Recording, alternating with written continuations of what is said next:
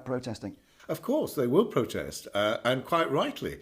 It's the only way they can vent their frustration and disappointment and hope that the current ownership sit up and finally listen and ultimately decide to sell their shareholding. My consortium is ready and waiting. The funds are pledged. The offer document is being drawn up and it will be presented, John. We're still waiting for the great Sir Jim Ratcliffe to come forward because he solves all our problems, makes my job redundant. But until Jim comes, my consortium will be placing their bid very shortly. That I guarantee. Hashtag empty old Trafford, ये सुनने में बड़ा अच्छा लगता है ना। आपको पता है कि ग्लेजर्स एक प्रॉब्लम है मैनचेस्टर यूनाइटेड के लिए। ग्लेजर्स ने किस तरीके से इस जाइगेंटिक क्लब को मार दिया है। ग्लेजर्स ने ओल्ड ट्रैफर्ड का सोल निचोड़ दिया है। यूनाइटेड का फैन बेस कभी एकजुट हो पाएगा या नहीं इस चीज के अगेंस्ट, ये कह पाना काफी मुश्किल है। क्यों? क्योंकि ये कैंपेन्स जितने एक्टिवली सोशल मीडिया पे रन करते हैं, उतने एक्टिवली ये जब एक्चुअल दिन आता है ना प्रोटेस्ट का, तब हमें देखने को नहीं मिलते। और यही एक रीजन है क्यों 16-17 साल से ग्लेजर्स आराम से पैसा निकालते जा रहे हैं, क्लब को खत्म करते जा रहे हैं और अपनी जेबें भरते जा रहे हैं। क्योंकि यूनाइटेड का फैन बेस अभी भी ये डिसाइड नहीं कर पाया है कि आखिर उन्हें ग्लेजर्स के साथ खड़े होना है इस पूरे जर्नी में, या फिर उन्हें ग्लेजर्स को निकालना है। क्योंकि पता है, ये जो ग्लेजर्स आउट वाली आवाजें हैं, ये सेल मैन यूनाइटेड वाली आवाजें हैं, ये सिर्फ तब बुलंद होती हैं जब मैनचेस्टर यूनाइटेड ट्रांसफर विंडो में अच्छा नहीं कर रही होती। ट्रांसफर विंडो खत्म होगी, सीजन शुरू होगा और फैंस भूल जाएंगे कि भाई उनका मेन ऑब्जेक्टिव अभी भी ग्लेजर्स को क्लब से निकालना है। हमारे लेजेंड्स गैरी नेविल, रॉय कीन, ये सारे बार बार अपनी आवाजें अब उठाने लगे हैं। Glazers needs to sell the club, Glazers needs to sell the club, they need to go, they need to go. लेकिन आखिरकार ये पॉसिबल है? ये जो एम्प्टी ओल्ड ट्रैफर्ड वाली जो एक कैंपेन रन करने की कोशिश की जा रही है 22 तारीख को लिवरपूल के अगेंस्ट, क्या ये पॉसिबल है? इस पर नजर मारेंगे और इस बारे में भी बात करेंगे कि आखिरकार ये जो आपने शुरू में वीडियो देखी है, क्या ये पॉसिबल हो पाएगा?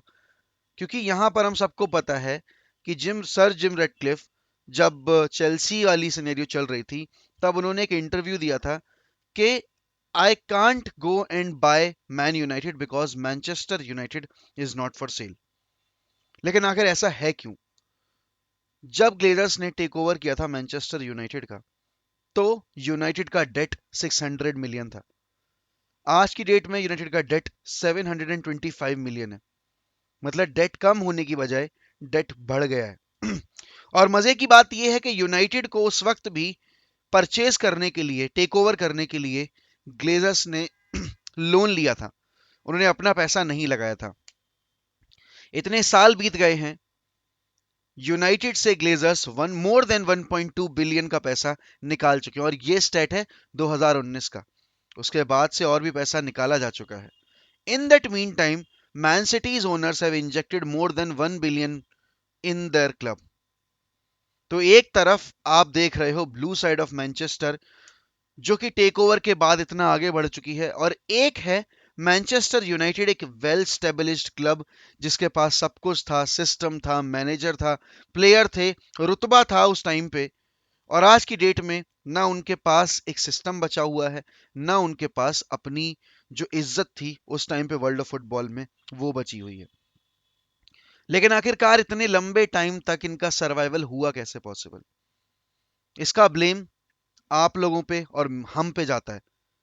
क्योंकि हम वो फैंस जो कि बाहर बैठकर इन सारी चीजों को देखते हैं, उनके बारे में बात करते हैं, लेकिन जब बात आती है साथ में खड़े होने की, क्योंकि देखो जो जो इंटरनेशनल फैन बेस है ना, वो सोशल मीडिया पे अपना काम कर सकता है, लेकिन सोशल मीडिया पे भी अगर हम एक साथ खड़े नहीं होंगे, हम अगर इस बात की आग नहीं फैलाएंगे, और वो जो मैच डेज में जाते हैं, अगर वो अपनी रिस्पॉन्सिबिलिटी नहीं समझेंगे, क्योंकि more than us it's the Mancunians who need to understand that Manchester United का फ्यूचर उनके हाथ में है।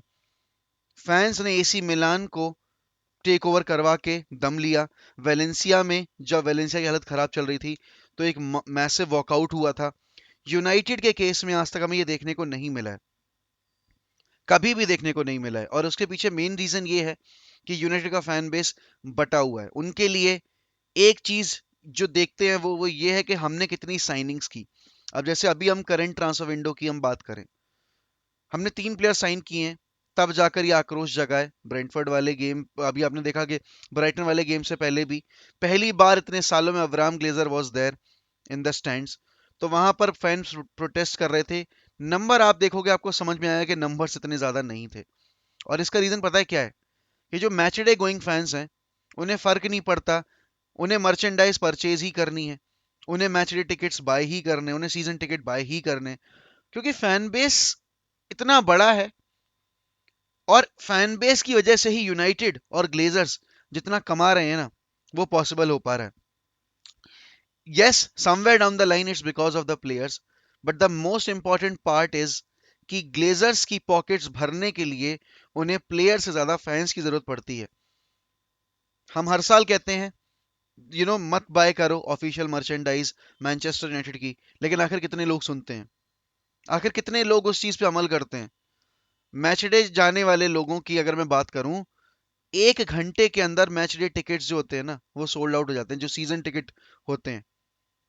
तो जब तक ये चीजें होती रहेंगी, तब तक आप इमेजिन कैसे कर सकते, तब तक आप ये कैसे सोच सकते हो कि ग्लेजर्स ये क्लब छोड़ के चले जाएंगे? अभी करंट इवैल्यूएशन जो है जिस पर वो बेचना चाहते हैं, इट्स मोर देन 4.5 बिलियन।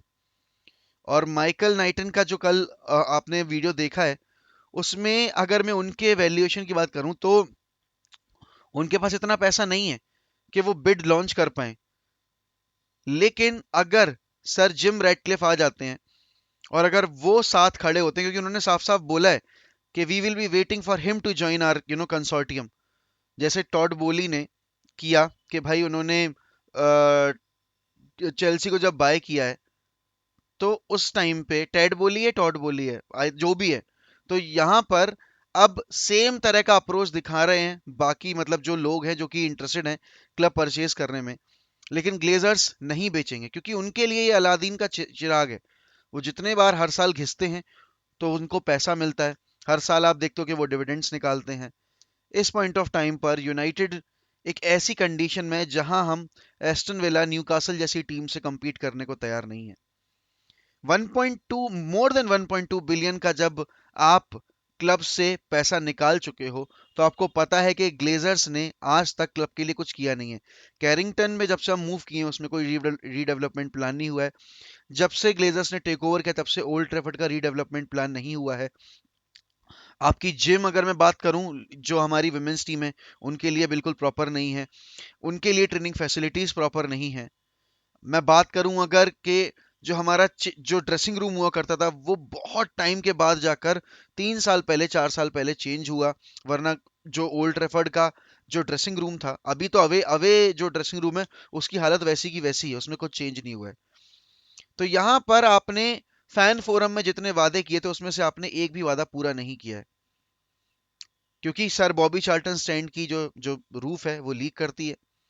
आपके जो टर्फ है उस पर बहुत सारे माइस हैं, इसीलिए आप हर टाइम गार्लिक डाल कर रखते हो, जिससे कि आपकी पिच डैमेज ना हो। यूनाइटेड बेसिकली अभी भी 90s 90 वाले दौर में जी रहा है, या मैं कहूं अर्ली 2000 वाले दौर में, जब ग्लेजर्स ने टेक ओवर नहीं किया था।